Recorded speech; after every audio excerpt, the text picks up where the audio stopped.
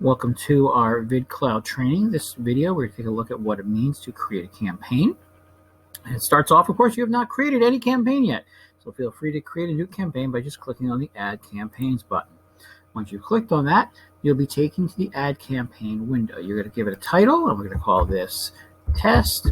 And there's a slug. Now, the slug is part of the URL for your campaign, so that cannot have any spaces in it, and see how it automatically defaults to lowercase of whatever you type in the campaign title. Now you can change that here as well, and you can by just adding additional code letters to the top, and it will change it. So whatever you type as a campaign title will be the campaign slug. Next step, you can follow along up top here what we're doing. So it says campaign added successfully. Upload your video here. And then we click on the Browse File button.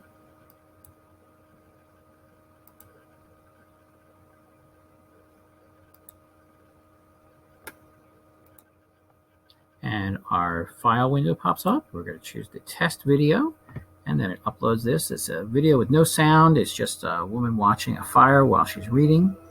If you want to, you can add a password to this so that only people who you want to can see it. Maybe they have to opt in to get the password so that they can see the video. So you can send them to your landing page to collect their email address. So that's what happens here. So then our next step is we can set our thumbnail for the video. So you can prepare one ahead of time and drag and drop it on there. Or, and this is where the real power comes in for this video, you can create a GIF from your video. So we'll say how many seconds. We're going to say for 3 seconds. It's a 7-second video. So we're going to create a GIF, and you give it a second there. It will create that. And now we have this 3 seconds of the video that will load as the thumbnail. I could also go in here and grab something from Pixabay, a free image site, and I can say, fire, and then it searches Jiffy. Right now we're in. There's some fire GIFs, or I can say I can go to Tenor and use some of their GIFs. Fire. I can go to Unsplash, a free image site, and search there. Some more options. Pixabay, again, another free image site, free to use. And then, I'm going to stick with this GIF because it is a pretty powerful feature that you can grab, create a GIF right within it. All right, so then we go to our next step. Now we can customize the overlay. Now you see how this is dancing here, and here's the title, right? We can also adjust the transparency. So say we want it to be a little more obscured. Our play button right now is set to rubber band. We can set it to heartbeat, jello, bounce, and swing. We can also change what our button style looks like, not just what it does, but what it looks like. Then we can change our play button title. This vid is lit. See what I did there? You can change the title, color, right? We want to have it a little fiery or yellow, right?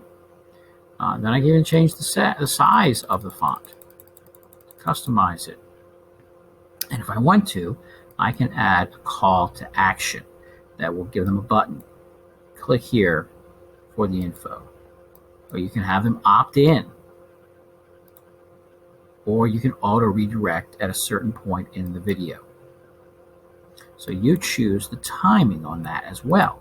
When you want it to happen, when they pause it, when it hits the end of the video, or at a certain time in the video. So it's very powerful for online marketers to utilize all these features in here for collecting email addresses and leads. So that's all in there. You can put the link that it redirects to on the button click. Put what the button text says right here, right? See how it appears there. I can change the color of that as well. As I change it, you see the color appears right there on the button. So it's true, what you see is what you get. Now, if you're going to use something where you're collecting email addresses, you're going to want to integrate your autoresponder. So which autoresponder do you have? And you can set that up right in there so it all connects automatically. All right, next step then.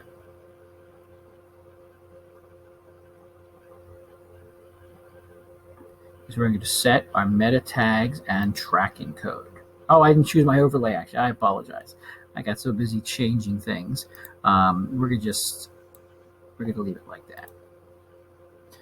So now here is we can set our SEO features, right? So it'll allow people for Google and such to search it and to properly categorize it, to give us some of that free traffic as people are searching. So we can add header script to it as well for tracking.